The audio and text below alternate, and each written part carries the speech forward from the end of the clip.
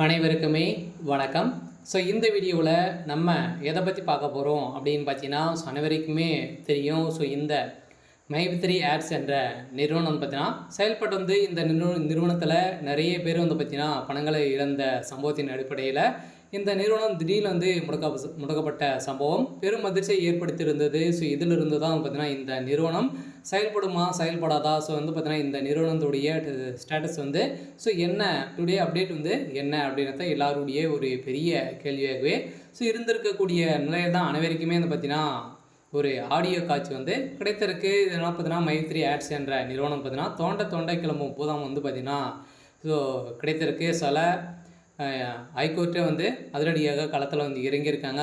இதில் பார்த்தீங்கன்னா கிடைக்கப்பட்ட தகவலின் அடிப்படையில் தான் இந்த வீடியோவில் நம்ம முழுமையாக பார்க்க போகிறோம். அதுக்கு முன்னாடி நம்ம சேனலுக்கு இப்போ தான் நீங்கள் முதல் முறையாக வந்திருக்கீங்க அப்படின்னா மறக்காமல் நம்மளுடைய சேனலை சப்ஸ்கிரைப் பண்ணி சப்போர்ட் பண்ணுங்கள். வாங்க வீடியோக்குள்ளே போகலாம்.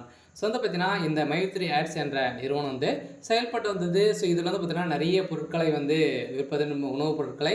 அதே மாதிரி நிறைய பொருட்கள், அனைத்து விதமான பொருட்களை விற்று வந்த ஒரு நிறுவனமாக இருந்தது. இருந்தாலுமே இந்த நிறுவனத்திலிருந்து பார்த்தீங்கன்னா இந்த ஆப் மூலமாக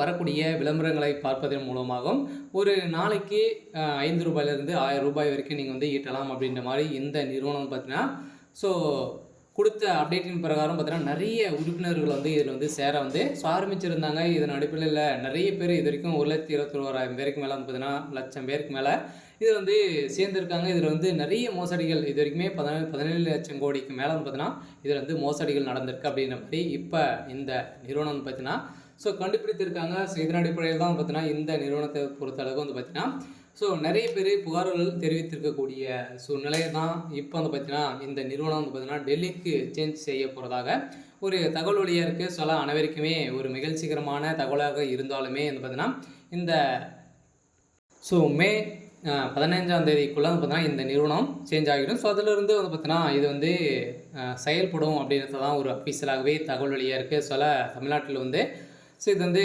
செயல்படக்கூடாது அப்படின்ற மாதிரி போட்டிருக்கக்கூடிய உத்தரவின் அடிப்படையில் இப்போ அதிரடியாக இந்த நிறுவனத்துடைய இந்த கேஸ் பார்த்தோன்னா இனிமேல் வாபஸ் வாங்கலை. இருந்தாலுமே இந்த நிறுவனம் ஏற்கனவே செயல்பட்டு தான் வந்திருக்கு. இருந்தாலும் மீண்டும் இது செயல்படலாம் அப்படின்ற மாதிரியும் ஒரு ஆடியோ கேட்ச் கிடைத்திருக்கு. அனைவருக்குமே ஒரு மகிழ்ச்சிகரமான ஒரு தகவலாக கூட பார்த்திங்கன்னா இந்த நிறுவனம் கொடுத்துருக்காங்க. இந்த நிறுவனத்தில் முதலீடுகள் செய்தவர்களுக்கு ரீஃபண்ட் கட்டாயம் உங்களுக்கு கிடைக்க போகுது அப்படின்றது தான் ஒரு அஃபிஷியலாகவே தகவல் வழியாக இருக்குது. சரி, ஓகே. இன்றைக்கான அப்டேட் பார்த்தீங்கன்னா இதுதான். மறக்காமல் நம்மளுடைய சேனலை சப்ஸ்கிரைப் பண்ணி சப்போர்ட் பண்ணுங்கள். தேங்க்யூ.